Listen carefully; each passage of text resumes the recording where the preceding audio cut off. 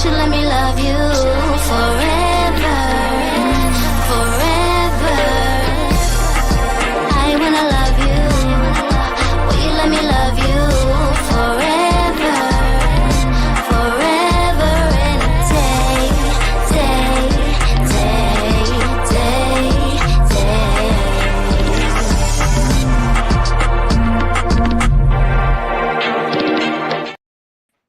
Happy Hump Day! You guys, welcome to TMW Online, the Melanated Way. I am Linda. That is Abby. We are doing a special midweek show because we are catching up on all things 90 Day Fiance The Other Way, Season 7, Episode 21, The Tell-All Part 1. Hey, Jocelyn. Hey, girl. Hey. Abby, I felt like there was a lot that happened, but nothing at all at the same time. So weird, right? There were a lot of dynamics happening, but my notes are kind of scarce as to substance. But there were a lot of bizarre dynamics occurring. Right, with no explanation. Mm-hmm. No, except for like what you know in real life, in real time. But I was like, it's a little weird. We see the arrival of all the couples. And hey, Becca. So, you know, they start off with a bang with Manon and Anthony. You know, Manon's walking in front of Anthony. She's not carrying any of the luggage. One of the things I noticed, I don't know if you noticed as well, is that Manon has a big Anthony tattoo on her upper bicep. Did you notice that? Yeah. Becca, I said the same thing. Becca said, Abby, you make that green look gorgeous. Thank you, dear heart. Maybe I need to wear more green. Hey, Raydella. Jocelyn will see you. Hopefully everything is okay. It's snowing again where she is, so her car is stuck. Y'all be safe in those East Coast weathers, because woof. I don't envy you one bit. Okay, so yeah, the tattoo. Greta arrived solo. She was eating a burger. I was wondering if it was a vegan burger, because, you know, that was her whole storyline. Luke, we see rocking a faux fur, doing his best Hollywood style. We find out he's living back in the United States. And Chloe was already at the studio, and she was ready to dish all the tea. So Manon,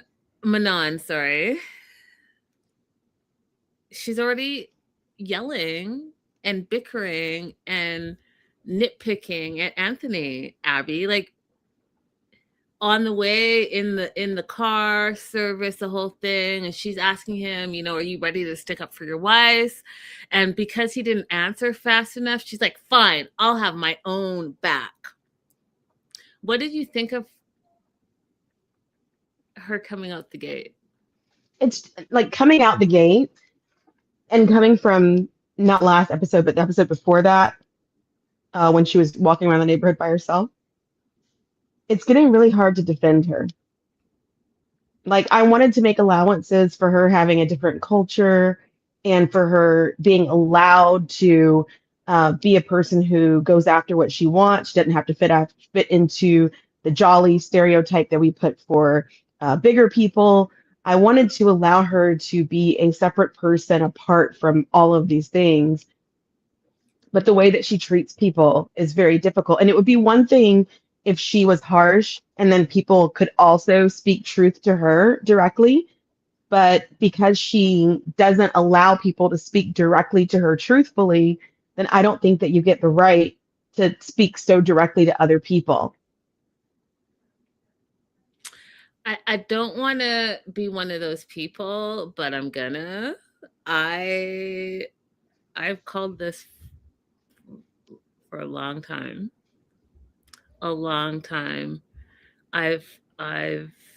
You can't excuse bad behavior. That's it. So let's say hi to Tony. I feel like Tony's new in the live chat, so family, make her feel welcome. Say hi to Tony. Thanks for joining us. Yeah, I feel like she's been problematic. I'm not gonna say I told you so, but I sure did. And that was funny. Listen, I was just exploring all possibilities. Okay. You know how I always talk about my gut? I talk about my gut all the time on the show. I always go with my gut. And second of all, I'll stick to what you said to me a number of episodes ago. If I don't like you, I'm not going to believe what you say.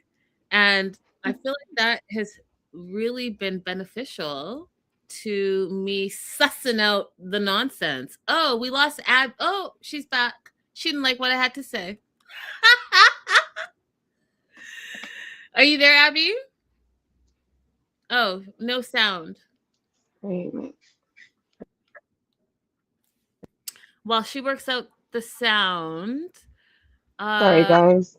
It's okay. I think I fixed it. Sorry about that. It's okay.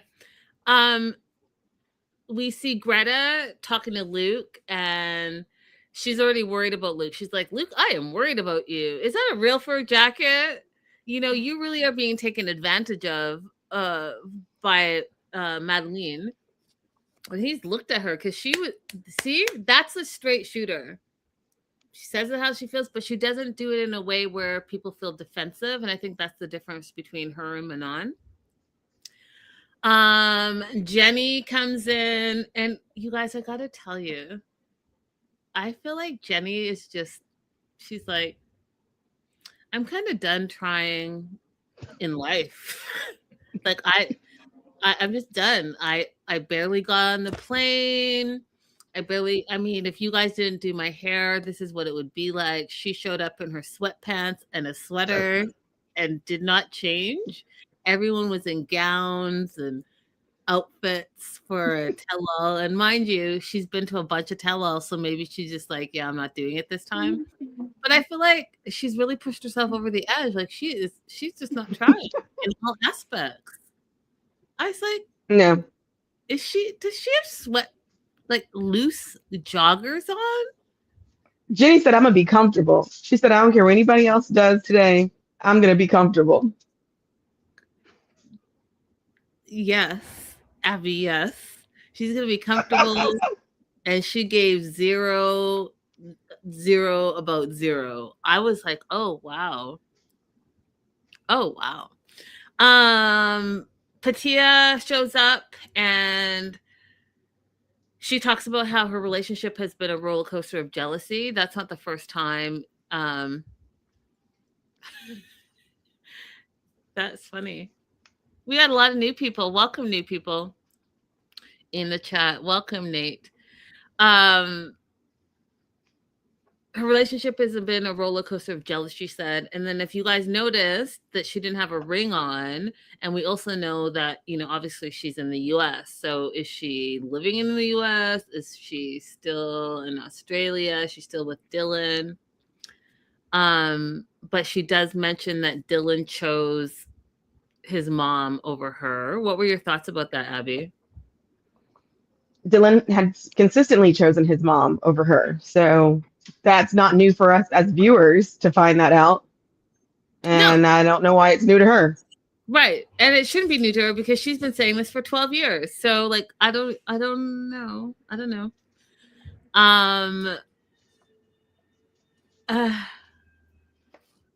Oh, I didn't know that. Apparently Josh watches our channel. Okay. That's good. That being said, I want to talk a little bit about Manon's outfit because I talked about Jenny's outfit. So I'm not, I'm not pointing out one, and I'm pointing out all the outfits actually, to be honest. What do you think of her Manon's dress? So before I watched this episode, I saw Manon give us some background on the designer who did the dress and going to get fitted for it. And I was in love with the gowns that she makes for plus size bodies. It's because it's not just the typical heavy on top with a waist that comes in. She designs for all different shapes. And so I thought that was really neat. So everybody can have something to feel pretty in. Mm. Do you like the color? I think that a different color would suit her better. I think typically people always think that red hair goes with green, but in this case, with her complexion, I didn't think it was the best color for her. Yeah, I felt like if that dress was in like burgundy, black, like bright red, it would have suited her more. I felt like this, like, I can't think of the color name, but that light green was, I don't know. It just, I don't know. Hmm. The design was pretty. I just thought that it washed her out a little bit, so I was a little disappointed. But I loved her earrings. I thought that that was a great accessory. We also see Anthony make some bold moves against Johnny. Didn't like Johnny. Called him a male bovine excrement. I died of laughter. Go ahead and get some kahunas, Anthony, and you're getting kahunas against, the villain of the show, which is not your wife, but Johnny. I thought that was Hmm. interesting. He doesn't say anything to his wife, but he was ready to defend against like toxic masculinity. I thought that was a really interesting choice. That was not surprising to me. I think that his entire life being a stay-at-home dad, he's probably had to deal with those situations where people come after his masculinity because of being a stay-at-home dad, because of being married to someone who is the way that Manon is. So he's probably quite comfortable with being able to call that out and talk about it. That's a good point. I never thought of it that way. That's a good point. Via video conference, we see Submit, Matthew, Johnny. Johnny pops on the screen, and the first thing he says is, "Hey, Chloe." And I just felt like that was like a microaggression. I don't know if anyone else felt that way. We see Dylan. It was rude. Yeah, it was rude. Then we see Dylan as well. First thing Dylan says to Patia, "It looks like your boobs are hanging out." And I was like, oh, see, that like mask is falling off. If you are able to say that on live international TV, what else are you saying behind closed doors? Like, you literally, Right. if anyone wants to talk about being embarrassed and humiliated, let's talk about Dylan and some of the microaggressions that he had towards Patia. Hmm.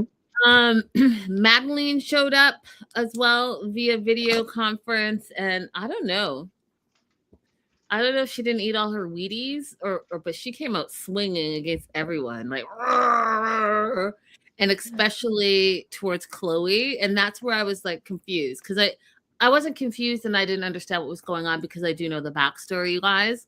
But they didn't present the backstory in why they're fighting. So if you guys don't know present day, again, spoiler alert, we got a little hint of it with part 1, but there's a whole Luke and Chloe side drama that's happening right now in real life.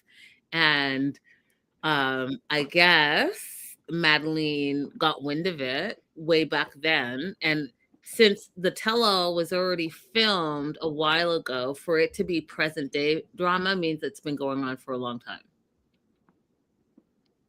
Okay. So basically, Luke likes Chloe. Luke has asked Chloe out, and rumor in the internet world is that they're dating. I cannot confirm that, but that's the rumor, and that's where Madeline's strife is coming from. Sean shows up, and they did the tell-all a little bit differently this time. What were your thoughts on the format, Abby, of this part 1? Don't care for it. I don't care for it either. It was a little bit all over the place. So Yeah. Sean shows up. She doesn't really do a huge intro like she normally does. And she normally goes through each couple. And then we spend time on each couple, all the things. This time, Hmm. some anonymous questions. They were super random, in my opinion. No backstory to why you're asking this question. Who did you ask? Did you pull the whole cast, or did you just like last minute ask them? I don't know. It seemed a little choppy. Right. If you wanted to ask like a little simple, innocent question to everybody, fine. But what's the point introducing a big topic question and then saying, we'll come back to you? Yeah, it's weird. It was weird. So first question, and again, and even the questions, Abby, were like trash questions. You know what I mean? So first question was to Chloe, are you still scared of the stove? You have all seasoned all the things that have gone on. They've all traveled abroad. They've all had issues in their relationships. And that's the question you're going to ask. Are you still scared of the stove? That was one minor scene. Anyways, let me not get into all the questions. So Madeline laughs at her. Madeline laughs at Chloe and says, you don't know how to do anything. And I was like, oh, she's coming for her right off the gate with no backstory. I was like, that was kind of like unnecessary. And then Johnny starts laughing, and then Manon goes in on Johnny, calls him misogynistic. He tells her she doesn't even know what that word means, which I laughed at. Because I think he didn't know. So when he was trying to ask her to, not to explain, but that's what it was. Well, define what misogyny is. And then she's like, I don't have to answer to you. I was like, oh no, he wants you to explain it because he knows that you're saying it's not something good, but he doesn't know exactly what it means. Well, first he tried to correct her pronunciation, which I found extremely weird, but it goes with my whole thing that he's not a Reuben. Because why would you, if you're truly from another country, ever try to correct somebody's English pronunciation of something? Yep. So anyway, she said it in French, right? Like the accent, like obviously her accent is French, but she said it the way that you would say it in French. So it wasn't even an issue of correcting her pronunciation. So Johnny, you're starting off terribly. I think Johnny and Madeline are both starting off terribly because there's just, yeah. The next question was towards Jenny and Sumit. And it was towards Sumit. If you had not met Jenny online and you were in India, you ran into her randomly on the street for the first time, do you think you would still have fallen in love with Jenny? And Sumit said, maybe. And then he said, yeah, yeah.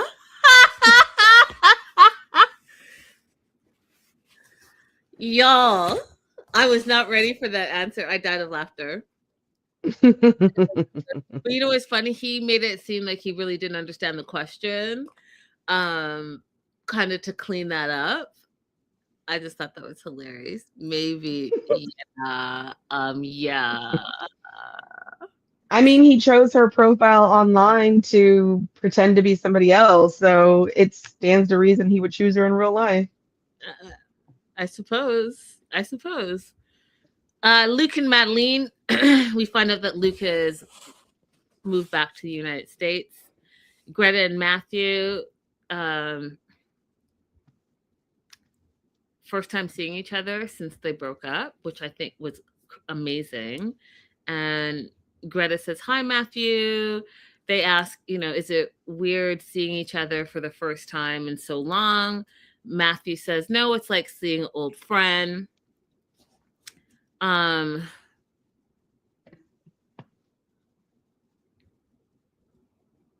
then Manon jumps in here a little bit and says, had you nurtured her more, and been kinder to her, it probably would have worked out, right? So that was them. And then Anthony and Manon, we find out that Manon loves being back in the US, but Anthony doesn't. Anthony feels like France is home, so they're completely opposite. of each other. I thought that was interesting. What were your thoughts, Abby? Well, that makes sense to me as well, because he probably feels like there's less pressure on their finances in France from his perspective than there are if they are in the US. Because I don't know, for some reason they think that US is LA and not any other place they could live with a lower cost of living. But that makes sense to me. Hmm. Becca says, LOL, Manon calling someone out for being nurturing. You're not wrong. Continuing on with the quote unquote anonymous questions. Manon was asked if Anthony still makes her want to die inside sometimes. And I don't recall this scene, you guys. I don't recall it, but she answered at the tell-all that, yeah, sometimes, still sometimes. I remember this scene. I think that what was happening around it is they were having a very ridiculous argument, in my opinion, over the fact that Anthony felt alone in parenting, which is the same thing that Manon had been saying, but for some reason, him vocalizing it just sent her over the edge. And I think a better question would have been, can you explain what it means when you say that he makes you want to die on the inside? Because perhaps that doesn't sound as extreme to you, like the way that you define that, as it does to us. I mean, Like maybe this is there a French phrase that you're translating to this, and it's not so severe in French? Because I work with people that we have cultural clashes in the way that English translates. With her overall personality, it's easy to believe that she's just being rude and crude, but maybe it means something else to her.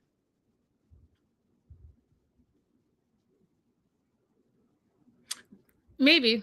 But when Jen asks, do you love him? She doesn't answer. She's like, ask him. I mean, Abby, like, there are plenty of opportunities, in my opinion, where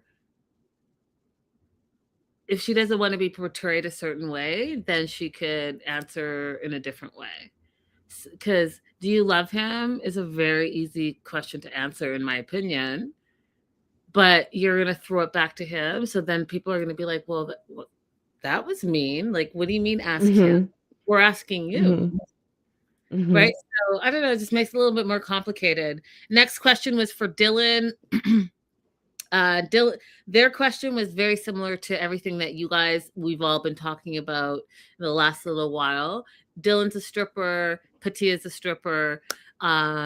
They're like, hey, you are a stripper and a plumber, and do you think it's fair that you have these accusations towards Patia about what she does, allegedly, you're saying, after club hours?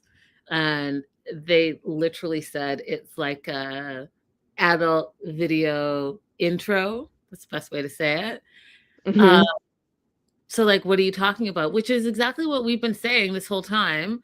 All of you guys in the chat, Abby and myself, talking about, like, you're acting like you don't know what that industry is like, but you're in the industry. Why are you being crazy? They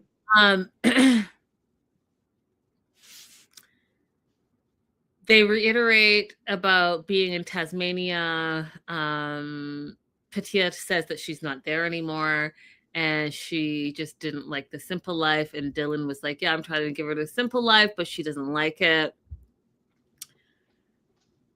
And Manon jumps in with that whole situation, right? She jumps in with the stripper / plumber situation.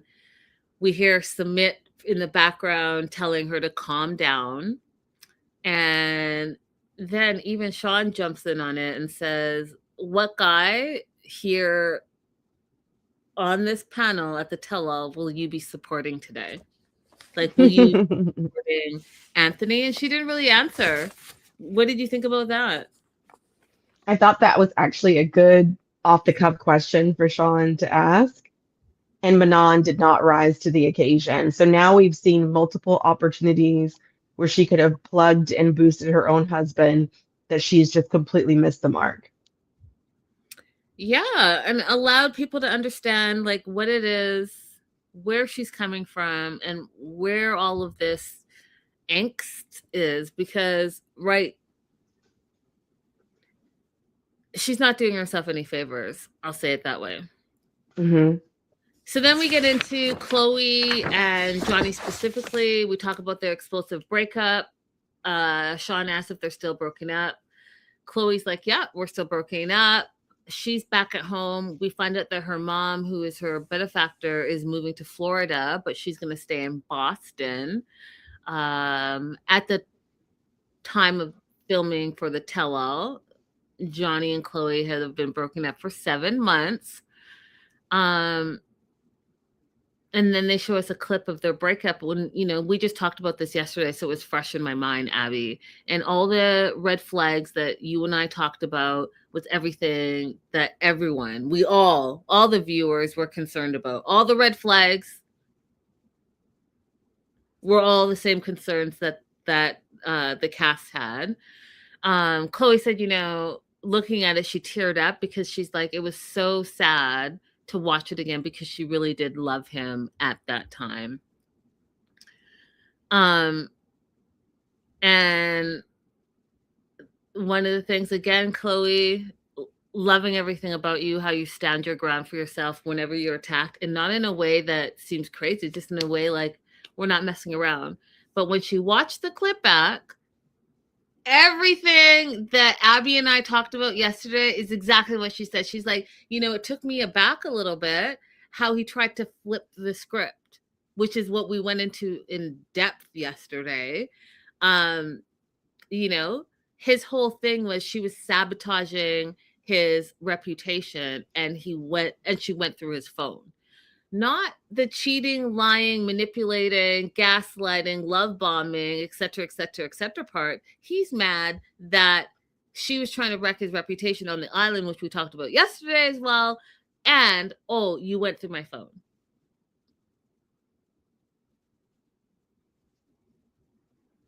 Do you want to add anything, Abby? I just want to say that Madeline did show that she has some kind of radar, to know when things are right and wrong, as opposed to just acting impulsively. Because she was like, yeah, I'm going to go ahead and agree with Chloe on this one. If you don't want people to know bad things that you did, if you don't want your reputation ruined, then don't do bad things.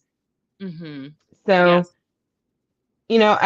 This whole situation with Johnny, actually, it made me more angry today than I was when we originally watched and talked about it, because I don't think that everyone is taking it as seriously as it needs to be.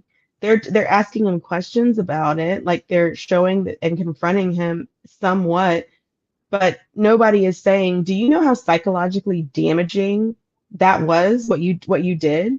Like, I want somebody to be very direct with him and say, if this is how you're treating women, you shouldn't be around women. I want somebody to just be very direct and clear with him. You show no emotional stability.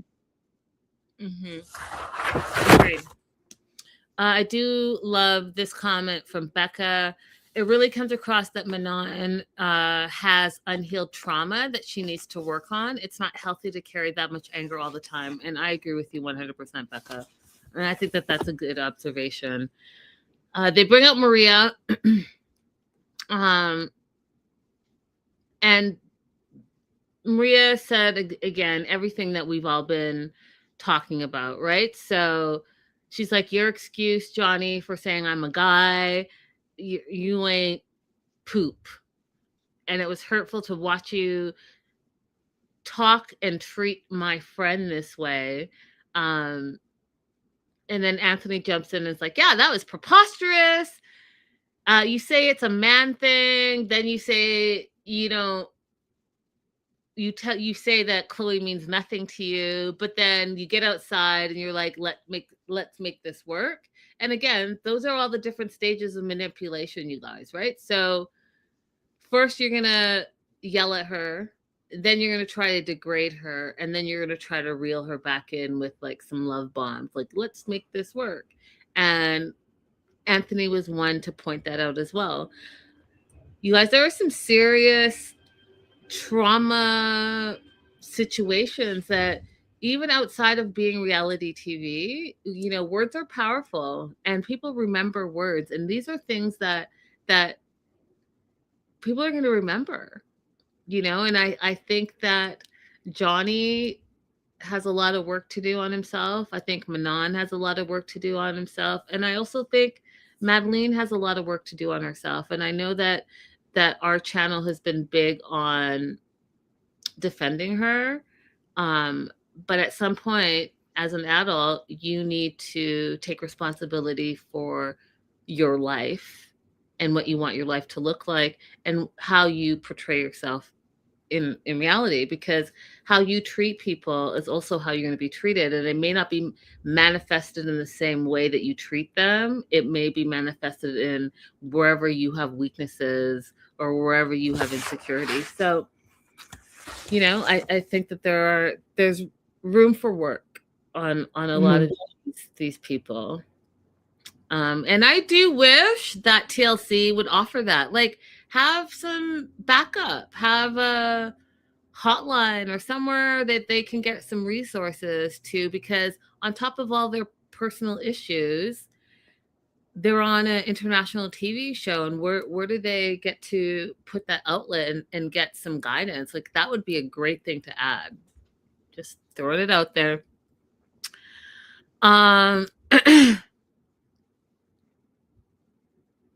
So yeah, Maria is going in on Johnny, and here's the first clue that Luke has something percolating about Chloe, because he pipes up and says that, you know, Chloe's a catch.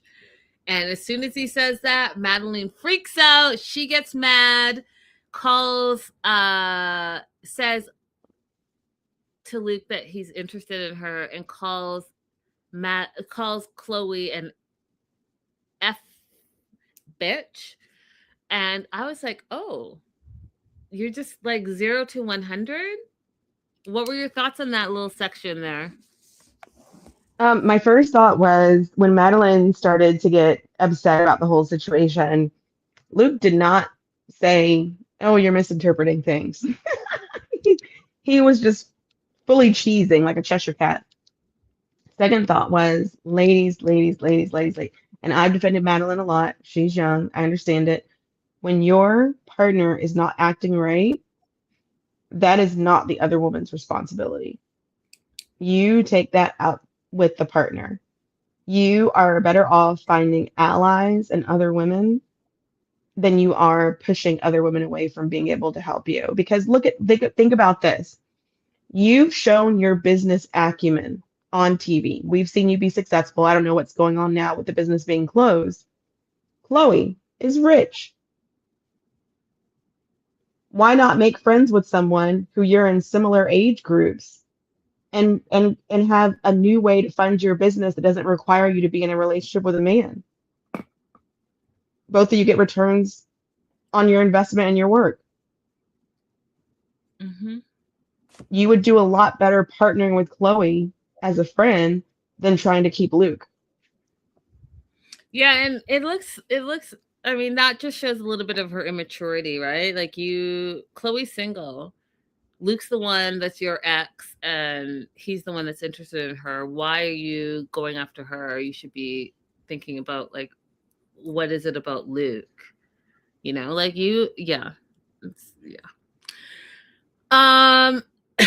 Maria continues to go on that she's not surprised that Johnny cheated because he was cheating the whole time. When asked how many times she thinks he cheated, she said at least 10 times, which was mind-blowing to me. Rebecca says, young girls don't think that far ahead, to your comment, Abby. And I agree. Faizy says, you know, Madeline sees Chloe as a threat and not as an ally. Okay, so he's cheated 10 times. I thought that was disgusting, but also not surprising. We find out that in the beginning of the relationship, both of them cheated. Chloe said, because, I wasn't really taking it serious and I need to really like work on myself. And he admitted to cheating as well. And then they both decided that they were going to have a fresh start. And that's what they did. And they got into a relationship. But then Johnny cheated again with the girl that he said or asked for nudes from. And then when Sean asked, after Chloe moved to Aruba, did you cheat? And he said one time only he cheated with the nude girl. And he made it seem like he cheated by asking the girl for nudes, but I don't think that that's all it was. What do you think? I don't think that's all it was either. I don't think so. And then here's where he continues to try to flip it and make Chloe the bad person. So here's where I could clearly see that his issue is that his reputation, international TV show, is out there for what it is, right? And he's mad about it. So as we know, his reputation is important to him specifically.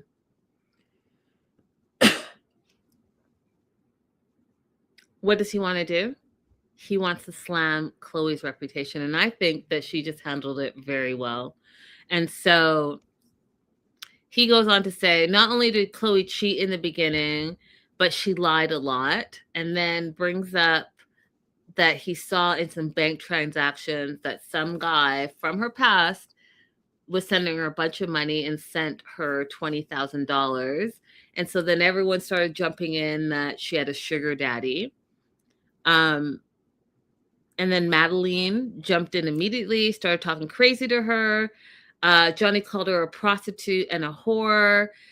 Madeline called her the B word and told her a bunch of just like nasty stuff. And she was like going, ah, and I started to tune out because my note literally says, what's with Madeline? Because she's coming across as mean girl energy, and mean girl energy because you ever this is a question for the live chat, but I'm going to ask it to Abby first. Have you ever had a girl be mean girl energy towards you for no reason? Mm-hmm. And it's a weird thing because they don't know you, right? They may look you up and down, but give you like crazy mean girl energy. What I was watching here was Madeline feeling not only threatened by Chloe, but also jealous a little bit. Mm-hmm. What are your thoughts? No, I mean, it would make sense for Madeline to be jealous of Chloe. And it's okay if she wants to admit that at some point, because then it'll help her get over the hurdle. When you look at someone and you're having unreasonable feelings, sometimes it is jealousy. And if you just ask yourself that, you can move on. She got to grow up in a stable home environment from as far as we know. She got to grow up with her mom, having a close relationship. She got to grow up with money. She got to self-actualize. She got to go to college and think about who she wants to be and what she wants to do and go on adventures and go on vacations. Madeline didn't get to grow up like that. So here's this girl who got to have all these things that I didn't get to have when I have just been fighting to get it out the mud my entire life. And she wants to take away the one thing that I have secured to provide anything for me, which is Luke. Even though it's not perfect, it's my one thing. It makes sense for Madeline to be jealous of Chloe. But if she would just have a realization of what that feeling is, she could then release it and move on from it. Mm-hmm. It's happened to me before. Has it never happened to you before? Have you ever realized that you're disliking someone just because you're jealous of them? Mm-mm. It's happened to me before. I have been at home, minding my own business, stirring a pot, choked on my own spit, the dang on perimenopause, stirring a pot and wondering, like, why do I dislike this girl? I'm nice to her, in public, but why do I dislike this girl? Oh, I'm jealous. I'm feeling jealousy. I need to work on that. Mm. That's really good of you and self-aware. I don't know. I haven't experienced that, but we're gonna move on. I think that again, what's with Madeline? That was my whole thing, and there's no excuse really. I think that mean girl energy as an adult is just exhausting and unnecessary, and you know, like that meme with the little girl says, "Worry about yourself. Worry about yourself." That's what I feel like is going on here. Like you need to worry about yourself and work on yourself, and that could be said for a lot of people this season. Um,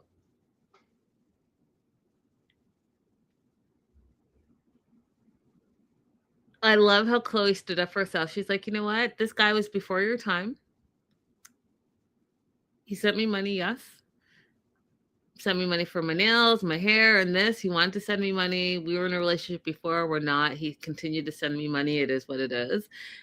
You didn't have any money, so that money was used to pay for our meals out and all the things that we did to entertain each other. And I died of laughter because she's like, I had the money, you didn't have any money. And you then, you wanted to, I'm throwing this in because I see her logic. You wanted to have a traditional relationship where Chloe cooked and cleaned for you and needed to meet your needs. But in the traditional sense, you had $0.0 to be in that same traditional relationship that you were demanding. So you're not bringing home, like they say, you weren't bringing home the bacon and providing, right, as being a pirate on a ship, but you still were demanding the traditional role of Chloe, and then not refusing when she was taking you out whining and dining. Like, I don't get it. I don't get it. Right. And then like, yeah, that concept of him providing when he yelled out, "You never paid any bills while you're at my house." Yeah, because you're at the house that your mom paid for. But also the idea of being a traditional spouse, being a financial provider, is not just to take care of the house, but you're supposed to upkeep your spouse in the condition that they arrive to you. So her nails, her hair, her going out, everything, you're supposed to provide all of that. It's not supposed to be you come to me and then you strip down your needs. My opinion. Yeah, I just find it fascinating. Like, you can't be demanding something and then not providing what you're supposed to provide in that same demand. You can't say, hey, you have to do XYZ and then berate the person for not being XYZ when you ain't doing shit. What are you doing? And then on top of it all, you have the audacity to cheat and then spin it as if she's the evil one. Like, I don't know how, Johnny, you're sitting on this reality show still not taking responsibility or accountability for your actions. You're still trying to make she's the villain. And I'm trying to say, in all the things that you said she's done, what was your role in it? And what did you bring to the table? Because at the end of the day, you're the one that was the liar and the cheater. I just don't get it. So here's where Abby brought up Madeline. Madeline, she's been tearing Chloe apart since the tell-all began, but she agreed with Chloe in this moment where she's like, no, Chloe's not the one that destroyed your reputation. You destroyed your reputation on your own. And I was like, oh, wow. We all agree. We are all in agreement. The 90% of women that watch 90 Day Fiance, the franchise in general, we are all in agreement. You came in and represented yourself. And I was trying to think, Abby, of that Match Me Abroad guy that was just so terrible, so misogynistic. I think he went to Brazil and was expecting to get all these different types of women who were basically, 10 pluses with no flaws, but he was bringing nothing to the table. And the 90-day world tore him apart. We have not heard or seen from him since. Nope. He closed every Reddit thread that he tried to open. He thought he was going to find support among people for the way that he was behaving. But nope, he went into oblivion, which is great. Tony. Thank you, Becca. Tony, that's right. And so I dare say, Johnny, I really need you to learn from Tony and start to take responsibility for your actions and your words, because our little strong little, family of 90 dares are not going to have it. You're not going to gaslight, because we've been at this for too long. We've been watching this show for too long. We've seen every type of character, and your character is standing out as the villain because you acted like the villain. Now, can you turn it around? Absolutely. Everyone loves a turnaround story. Everyone loves that. But you need to start taking responsibility first before it can turn around. Mm-hmm.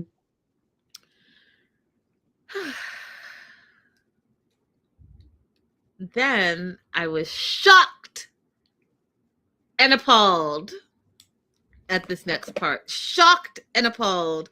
Because Chloe, girl, I've been so proud. You and Greta, I've just been so proud how you've been showing up for the women, standing your ground, and just really doing it in a way that shows that you can still be a beautiful, strong woman and stand your ground and thrive. But then when the question came, and I don't know where it came from, I don't know where Sean got it from. It was like she had some backstory tea that we didn't know about. She asked, how soon after the breakup did you two see each other? Now, you guys, can you replay, Abby, that scene where we were rooting for her? She was taking her bags out. He's like helping her. She's like, no, you don't need to help me. He's like, no, the sooner you're out, the better. And then he was like, we can work this out. And she's like, no, I'm done. And she got into the car. And that's the last we saw, right? Can you hear me? Mm-hmm. Oh, and then we find out on the tell-all, you guys, part 1, that she went back and stayed at the house. She turned around, stayed the night, had sex with him that same night as the breakup. And then she says, and she doesn't regret it.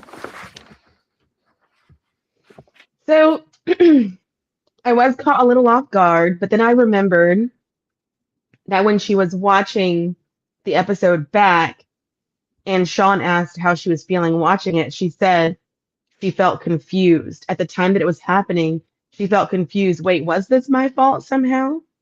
Because of the way he was vacillating and making accusations against her and telling her he didn't want her, to asking why you're acting like that, we can work this out.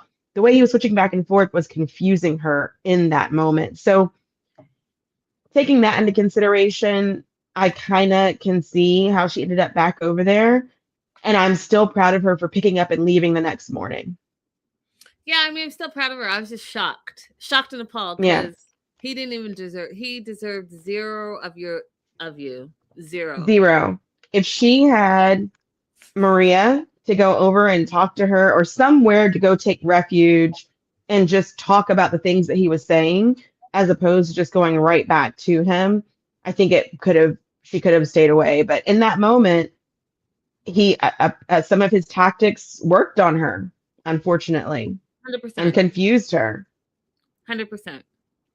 And I mean, dare I say, a little bit later in this episode of the tell-all, you hear someone say, oh, you don't have to have a great relationship to have great sex, right? Which Chloe agreed, and then Johnny's like, yeah, I agree, Chloe.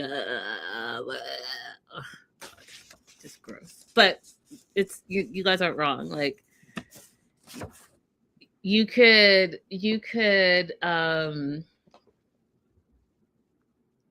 be really physically compatible, but also know that that relationship is not going anywhere past that, right? Like that's a something. They go for break. It's commercial break. Anytime they go for break, you guys, it's commercial break. Just thought you guys, if you didn't know, in production terms, that's why they can have so many breaks. It's not like it's a union office thing. It's commercial. And Chloe and Greta are sitting with each other, and Greta's like, is Luke into you? Because he's been staring at you this whole time. He looks super infatuated with you. And she's like, she felt that. Chloe said, oh, I felt that a little bit. He also messaged her and asked, hey, are we grabbing a drink tonight? And that's when Chloe's like, maybe Madeline is sensing some attraction by Luke to her. And that's absolutely what she's sensing. If you're sitting there, if you guys rewatch it, or if you watch part 2, pay attention to where Luke's gaze is. Because anytime they pan to him, he's looking at Chloe. They go for break, he's eating, and he's not even eating with her, he's eating with someone else, but he's looking at Chloe. He's earmuffing her conversation. Like, everywhere she is, his eyes are on her. So Chloe's like, yeah, then if she's sensing that Luke has eyes for me, I could see why she would be jealous of me, and she's not wrong. Let me see. Because he's exactly, Becca, I was going to say that mom better lock that money down.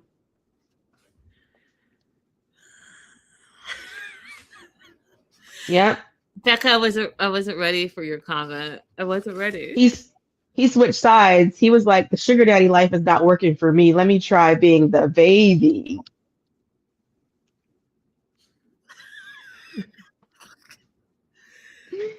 You guys are wild in the chat. Wild. Like, you know what? It just threw me off. I can't be watching the chat too much because you guys are having a grand old time over there. Okay. Moving on to Greta and Matthew. I have to say that this was the most, in all the years that we have been watching 90 Day Fiance, for me, Greta and Matthew was the cleanest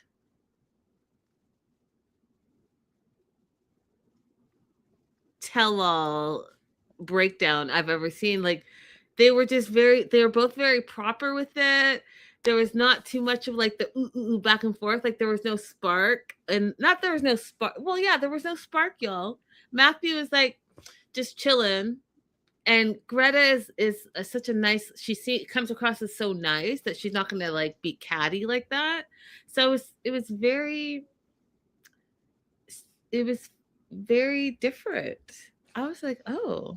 It was very civil, but it still revealed some extreme deficiencies on Matthew's part. In fact, I would make the argument that Matthew is a worse partner than Johnny. Oh. I would. Do you want to elaborate on that argument? Yeah. Because I feel, yeah. Do you want to elaborate? I will. Matthew is unable to say one single thing that he did wrong with Brett in his relationship with Greta. He's when asked if there's anything that he did wrong, or could you have cleaned out a drawer, he has nothing to say about it. He says it's unfair. It's unfair what he's being asked. That was his interpretation of it.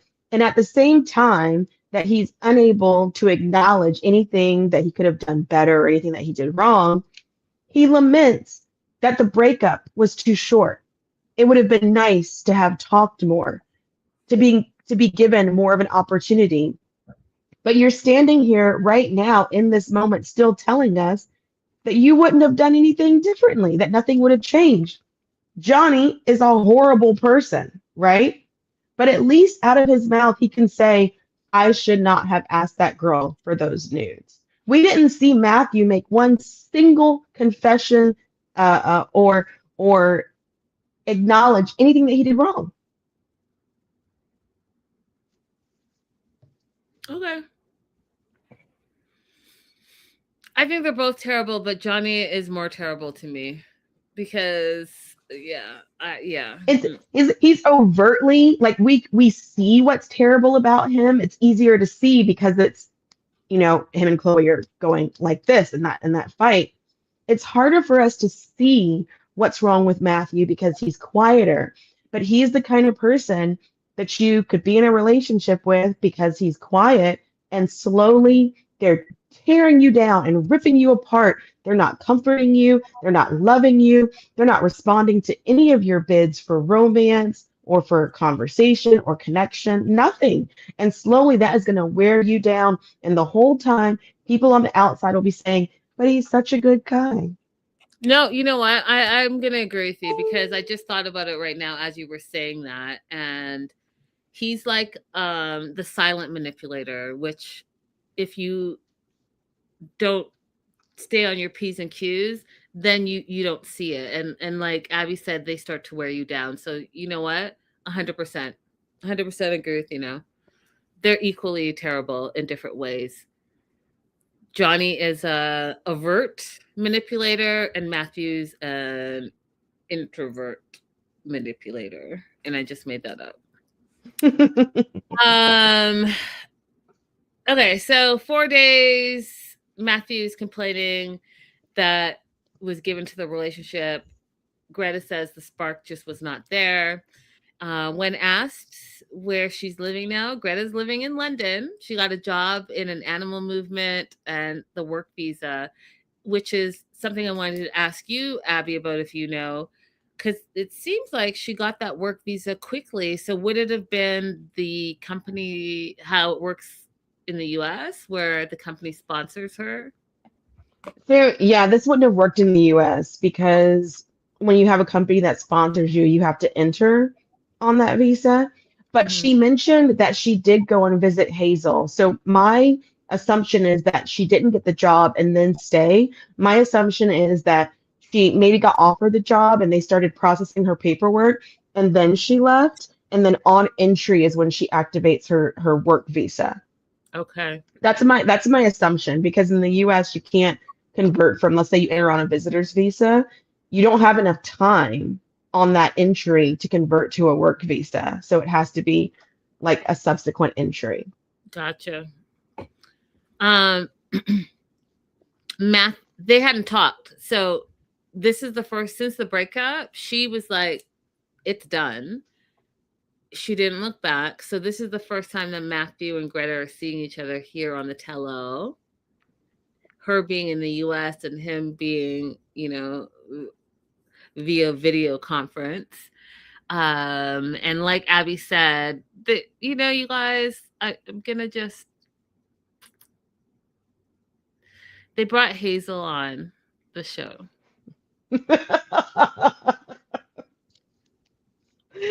Oh boy, I know you hated this. I hated everything about it. I said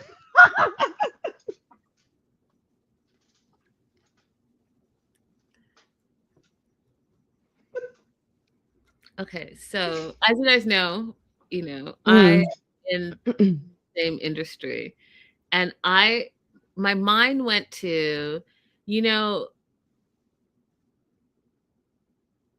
doing a whole production is not cheap.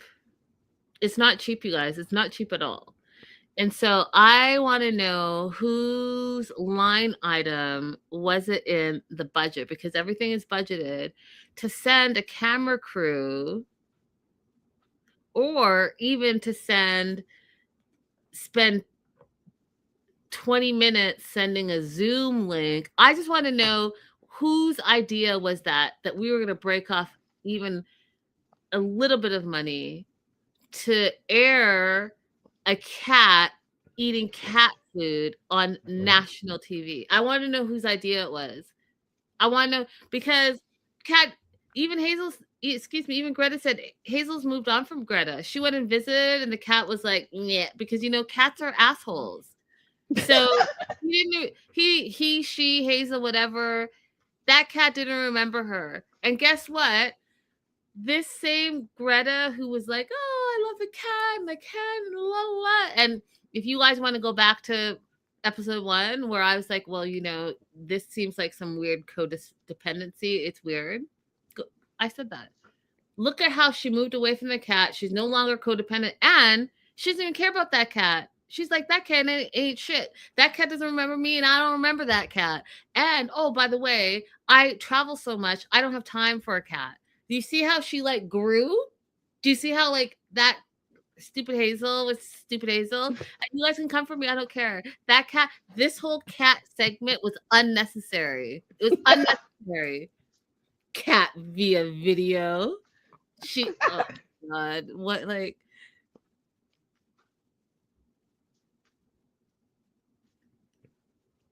Even I thought that it was a little weird. Like, I was just thinking if it was in the house of one of her friends that was also gonna be on camera, it would make more sense. But just like the cat's with a random fourth person. Who we don't know or see. No. Anyways, I'm moving on from Hazel the cat. Glad the cat's doing well. Cat was, voluptuous, so the cat's fine.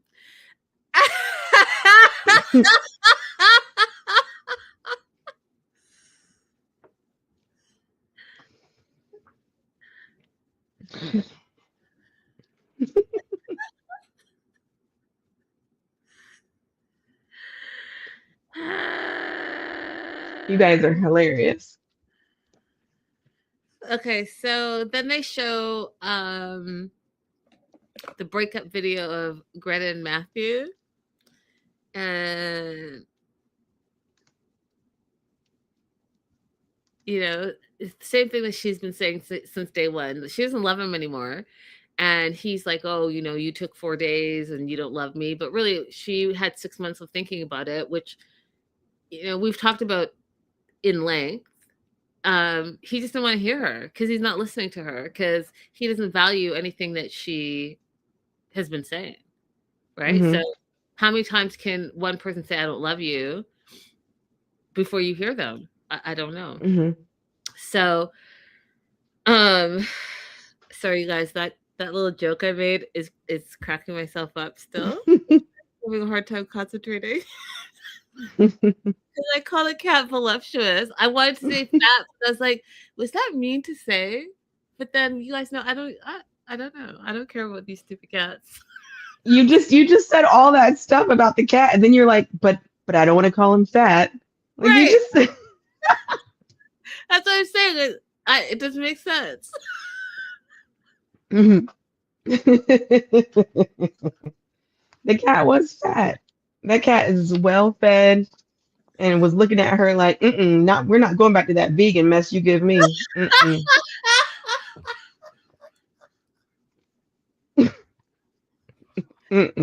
I eat bacon over here.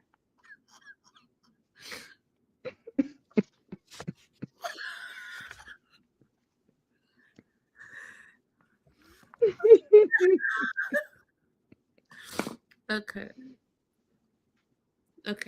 I've pulled it together now. Okay.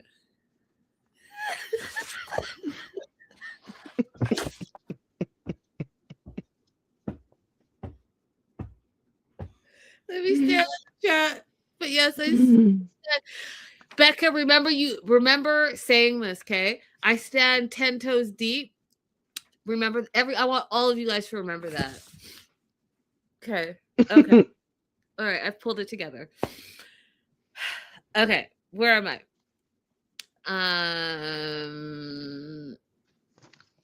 Have you got down to the breakup? Matthew is watching the breakup. He's like, it's hard to see it back. He's speechless. It took him like a month to come to terms with her not loving him anymore. And when asked, like, did you guys talk through that? And he's like, no, she never contacted him again. She cut him out of her life, as she should, because like we've been saying, there's something about him that is like she wanted to get out of there immediately, and that was it. And there was, because you know how sometimes you break up and there's a little like wobbling back and forth contact. There was no contact. So I feel like there's more to that story, and I'm sticking to it. And yes, I'm 10 toes deep in that, because just like Abby said, he might be the quiet one, but I think the saying is silent and deadly. Like, you just, you never know. Then we see the cast, and it's interesting to see women and how we respond to other women and their choices. I just find it interesting. So Manon was the first to say, hey, you know what, Greta, I love that you stood up for yourself.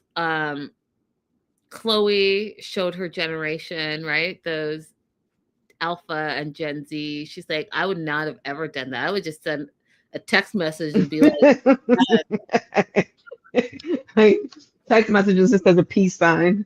yeah. And then I feel Patia showed her age. She was like, oh, I was so sad for Matthew. But, I'm glad that you did what you wanted. Right? So it was very generational. Yes, exactly. Very generational. I thought that's what I saw. Because, Abby and I would have been like, and have been, bravo for standing up for yourself. Deuces. Mm-hmm.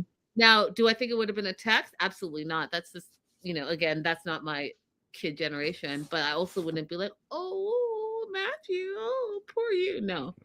That's Have you ever broken up with somebody or ended the dating with somebody just with a text?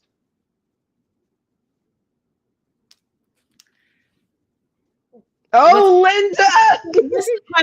What's the question? Have you ever broken up with somebody or ended a string of dates with a text message? I heard that part. I was just hoping you wouldn't remember to say it.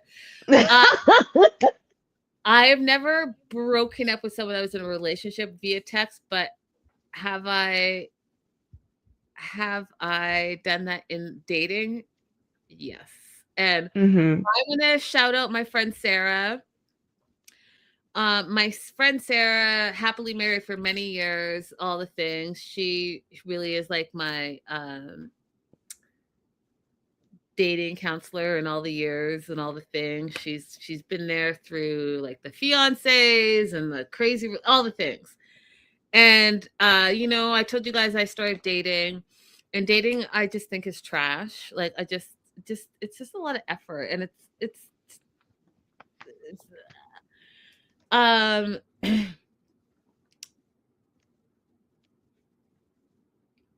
tell you two things.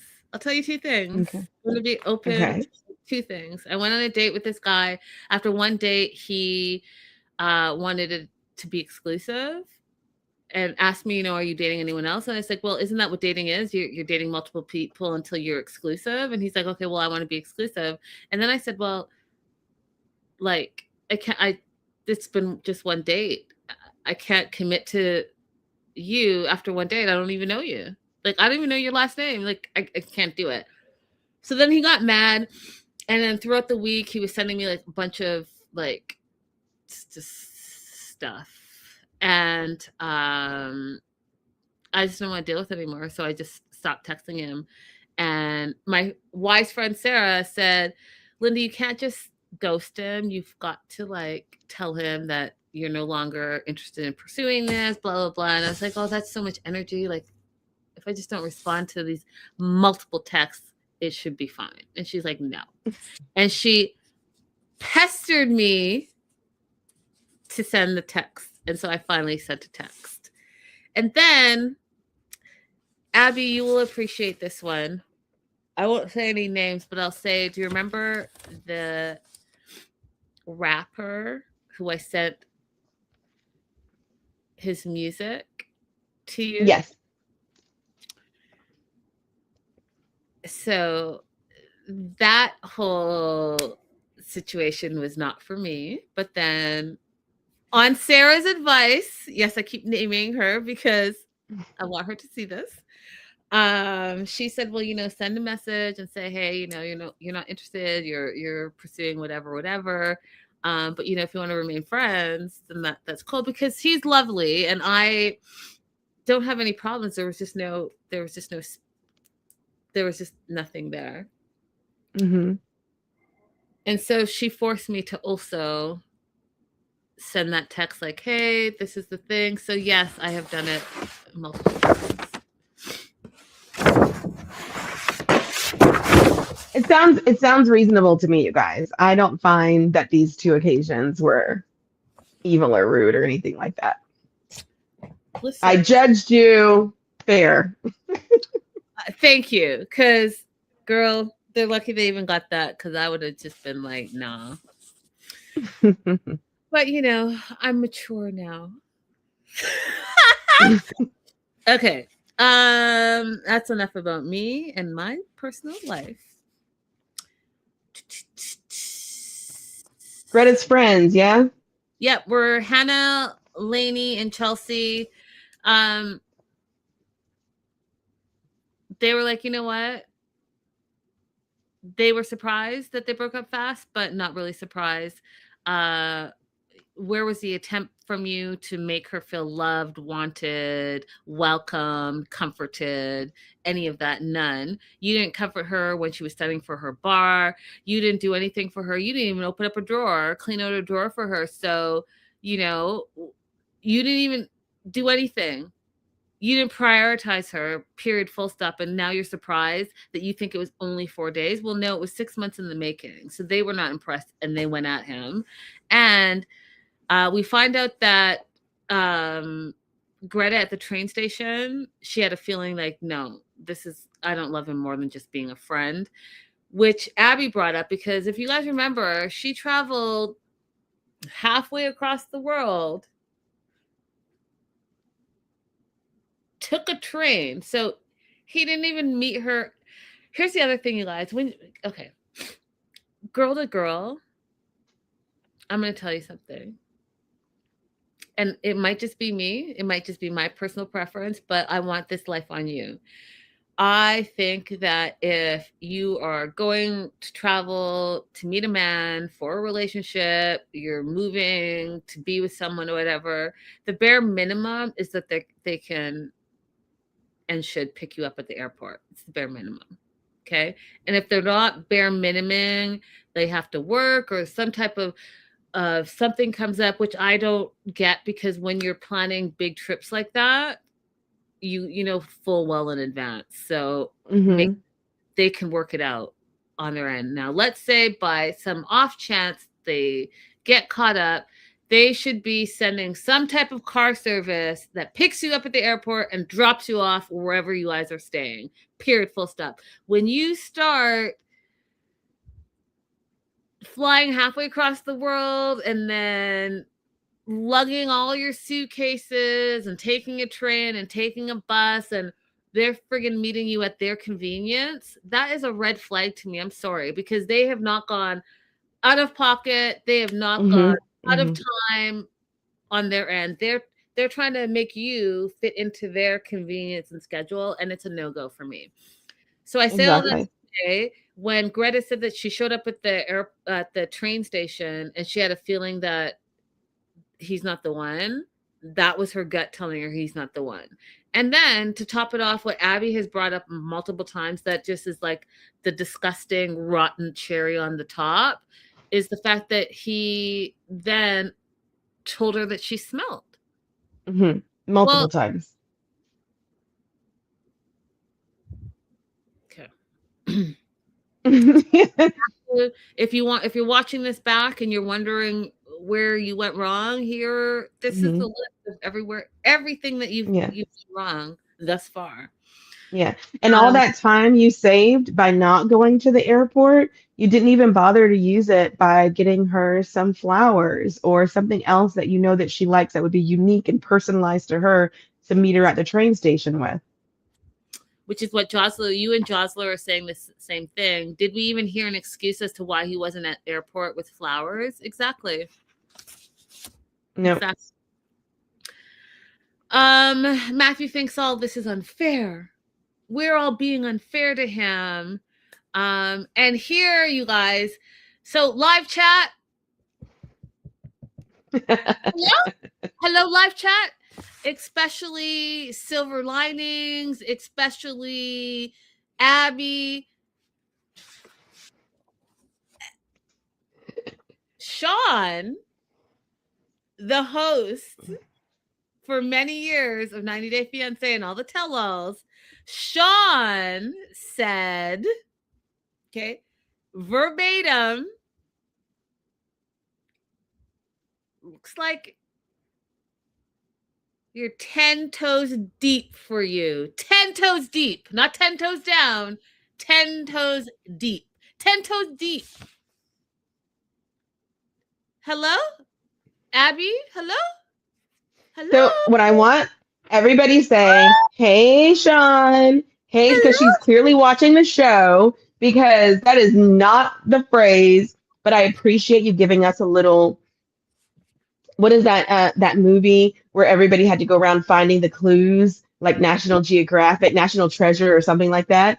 I appreciate you dropping in that little nugget to let us know that you're a patron of our show.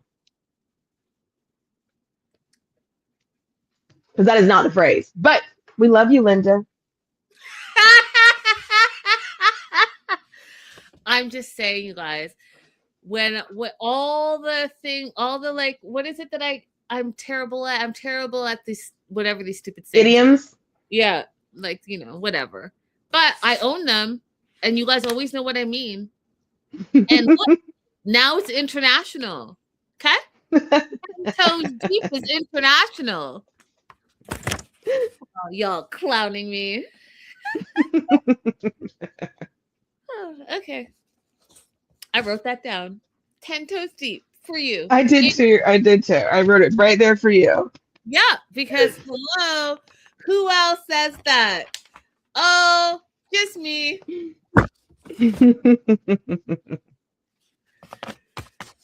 Yes. Question. Mm-hmm. Do you believe Matt when he says that he is in a new relationship and it's very clearly his soulmate this time? Oh yeah, I'm gonna get to that. So, Matthew thinks that it's unfair, and he sounds ridiculous because, again, he's not owning up to any responsibility of why the relationship failed, and her friends continue to point out that you weren't there for her. And when asked, Matthew, are you taking any responsibility? He does not. And here's something interesting, because Sean brings up Greta saying one of the other things that was the issue in the relationship was the sex felt flat, or fell flat. Fell flat. Same thing, if you think about it. It fell flat, it felt flat. Same. And Matthew tried to justify it by saying that he ties sex to emotional intimacy. And Greta said, well, sex is a reflection of your relationship. And let me tell you something, you guys. I already told you. It's important in a relationship. It's important. It's important. It's so, so important. So, yeah. They haven't seen each other since they broke up. He's in a relationship now, long-term relationship. He has a house. He's happy. He says he has a new life and he's in a good place. He met this person online 5 to 6 months after the Greta breakup. And he said he knew within the first hour of the first date that was his soulmate. So going back to what Abby's question was, do I believe that that's a soulmate? I don't believe it, but I do believe this.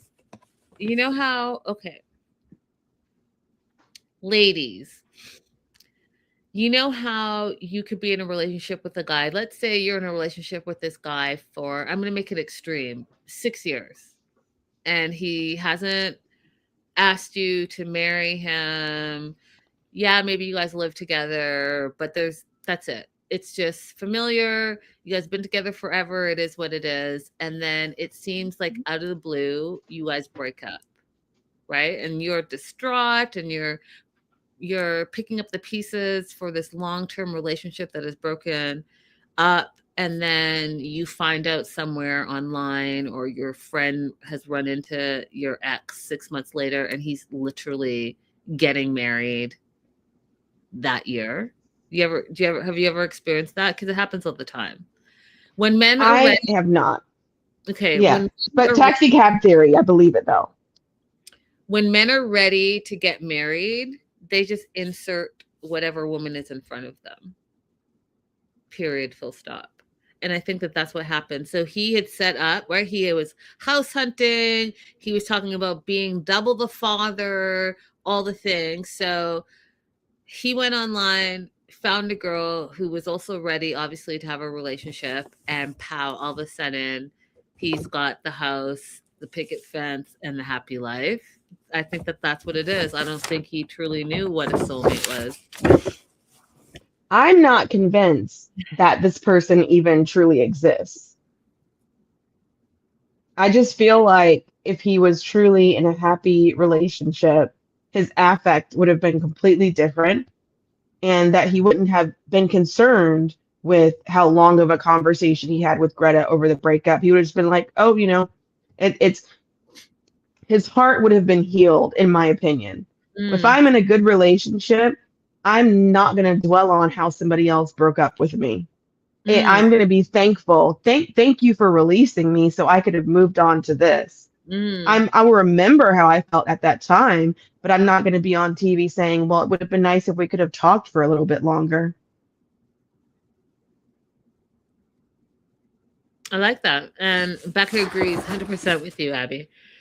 They end with niceties. Greta says, I hope you can move through life more vulnerable, which was a hint into their relationship, if you guys think about what that means. And Matthew says, deep down inside, you're a lovely, beautiful soul, and you deserve deep love. And that was the end of their segment. Then we move on to Anthony and Manon.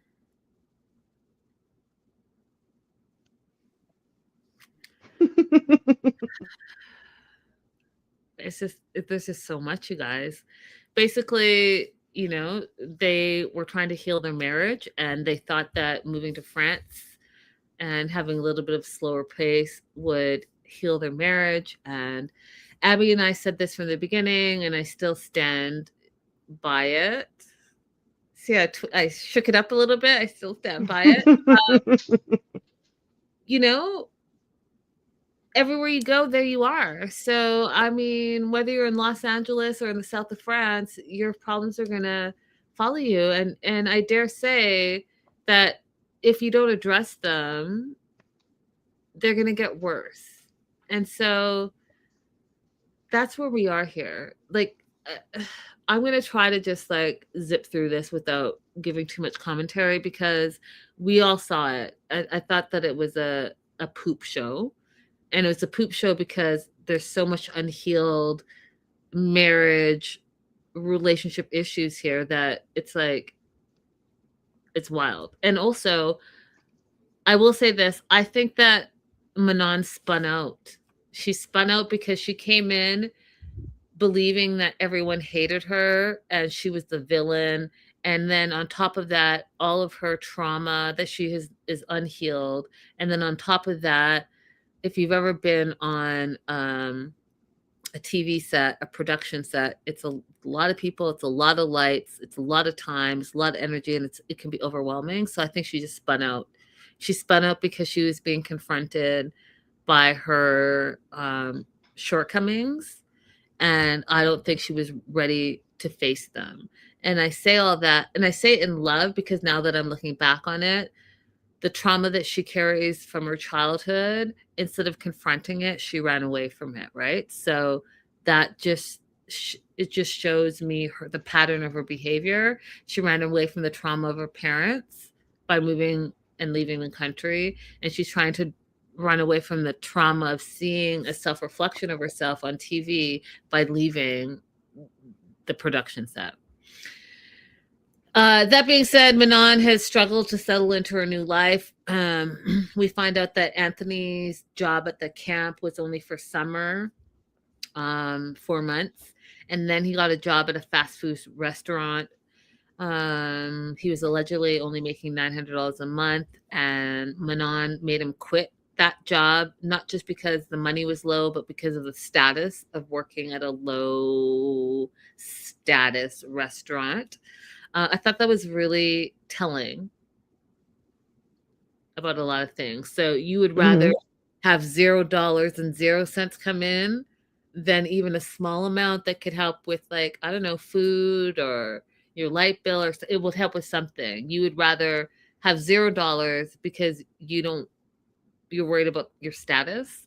Okay, fine. So she also told us that she is campaigning to become the mayor of the city that they live in.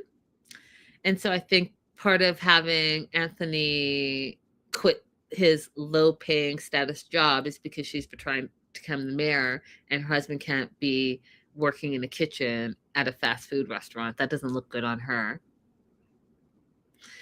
And everyone was shocked because everyone's like, you're doing what? You want to be the mayor of your city?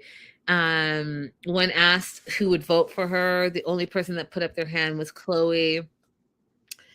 Sumit starts saying, well, if you want to be a politician, you're going to need to be a little bit more polite and tactful, because like the way you come at people is like, no one's going to love that. And then when Sean asked Anthony, like, what do you think of, your wife trying to campaign for mayor? He basically said, you have to love the country to be the mayor, and you can't be hating on the city or hating on France. Like, you can't. And so I thought that was interesting. So everyone was basically like, the way you talk about the city and you call the city like the butthole of France, but now you want to be the mayor of same said city, doesn't make sense. And also the way you treat people, you're going to have to try to like tone that down. So they were saying all those things to her, right? Then Sean talks about the relationship and says, this whole season, you guys have been fighting over money, about parenting, about providing, and your living situation. And then they showed a clip. And Manon got emotional about it. If you guys saw, did you notice, Abby, she stopped watching herself? Because the clip they showed was her just screaming and berating every time towards Anthony. Those are the clips. In the car, you're not good enough. In the car, the city is the butthole of France. In the car, the city is the butthole of France. In the car, like the whole thing. And so she got emotional. She turned away and she stopped watching. And Sean's like, I noticed you stopped watching and you're getting emotional. And Manon's like, yeah, I'm at the end of my rope. And then someone, I don't know who said it, but someone said, oh, it seems like you resent Anthony. And she agreed. She does. She does resent him. She feels like he does not see everything that she does for him. And I thought that was an interesting thing to say, because she thinks she's the provider and she does all the things in the relationship. And we've talked about this, so I won't dwell on it. But again, when we talk about being a stay-at-home parent, she doesn't see the value. And Abby and I have talked about this extensively, where because she resents that her mom was a stay-at-home mom and therefore she didn't have all the necessities that she felt that she needed, she resents that, she hates that. And so now her husband's a stay-at-home parent and she doesn't see him contributing anything, because she doesn't see being a stay-at-home parent as holding any value. So she's like, yeah, I resent him because he doesn't see everything that I've done for him and everything that I do for him. And then Dylan says to her, well, he's done a lot for you too. And that silenced her, because it goes back to me what I just said, where she doesn't see being a full-time caregiver to your child is of value. And if you take it back to that last episode where she stayed home for one day with the kid and had a panic attack. As soon as her husband came home, gave the kid back like as if she was babysitting, and then she wanted to take off for a month because she didn't want to be at home and quote do nothing all day for a month. Do you remember all that, Abby? Mm-hmm. Mm-hmm. It's all making sense. It's all compartmentalized into one big box of trauma. So Dylan says, he's done a lot for you. And then Johnny says, you talk over him, you control him. So now people are starting to tell her about herself and she doesn't like it. And so she's like, oh, yeah, okay, just make me the bad woman. I'm the bad mom. I'm the bad wife. I'm the villain. Okay, got it. And then turns and says, he never stands up for me, right? So while all the things were being said about her and other cast members were telling her about herself, she, in my opinion, flipped it and made it about Anthony not standing up for her instead of looking at it as this is how you're coming across to even your fellow cast members. And then to top it all off, they have family conflict. We find out a lot about Manon and Anthony's family. Candace, the aunt, comes on, and Candace is like his second mom. And she's basically like, I'm just here to support Anthony. And we find out that Manon has blocked Anthony's sister from all his social media. She monitors his phone calls. He can't talk to his family, can't talk to Aunt Candace. Can't do anything. And it's because she feels that Anthony has broken her trust. And then by broken trust, they're like, well, what do you mean by that? And we find out that Anthony has to delete messages if he's sending messages to his family. He can't call them because she feels like anytime he's in contact with them, he's talking about her. And her word is talking poop about her. And they give an example that Aunt Candace went to Belgium, moved to Belgium, something like that, was in Belgium, wanted Anthony to go, but Manon wouldn't allow it because she simply did not want Anthony and the aunt to be talking about her. Isn't that wild, Abby? Yes.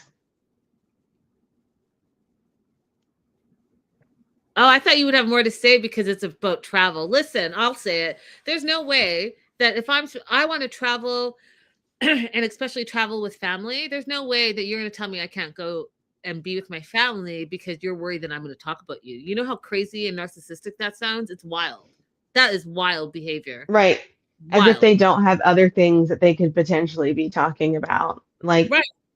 There's a lot of subject matter that can come up, but even if they are talking about you, you are a part of Anthony's life. So I think it's normal. Like, I don't think that you would get together with your family and just start ragging on me, but I do think it would be normal that we would come up in conversation. How's our life going in France so far? How's Benjamin doing? Like, I think that would be normal conversation. Yeah, and what's not But normal? Go ahead. The way she acts before Aunt Candace even comes out is it's just ridiculous. Yeah.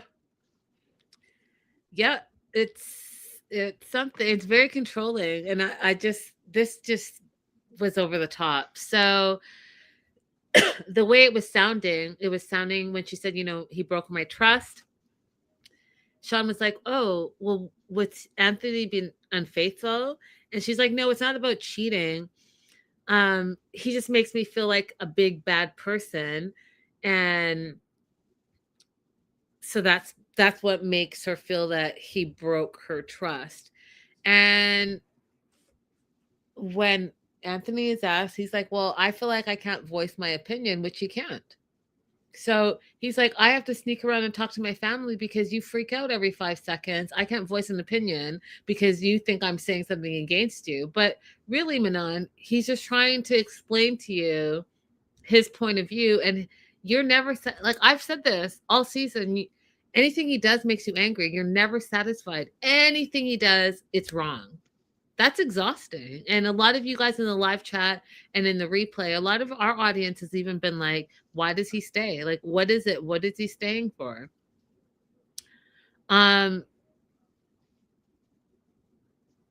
Manon, it's break. They take a break, and Manon freaks out and says she's done. Which we've heard the "I'm done" business. That's like the infamous phrase for 90 Day Fiance. She wants to leave, and she goes backstage, and she's like, "Get me out of this dress, or I'll tear it off. I'm done being humiliated by everyone." She blames Anthony. And says that he doesn't think of the consequences for his wife, and then literally screams out that we're going to divorce. And everyone is hearing all the things she's saying. Chloe comes in to try to like settle the situation down, but she's already in her street clothes. Luke is like, "Do you want to stay?" Awkward pause, and she's like, "No," and walks out. She's screaming at production to get the cameras out of her face. Like, she went full-fledged meltdown. Mm-hmm. And that was the tell-all part 1. Do you want to add anything? You think I missed anything in there? I don't think you missed anything, but I do want to say that I thought when everyone was talking to Manon in the beginning about her running for mayor, I thought that was a moment of pure, genuine feedback. I didn't think anybody was taking shots at her. I think that they were seeing in her the potential that she has to do a good job as a politician, and just trying to help her, soften the edges a bit.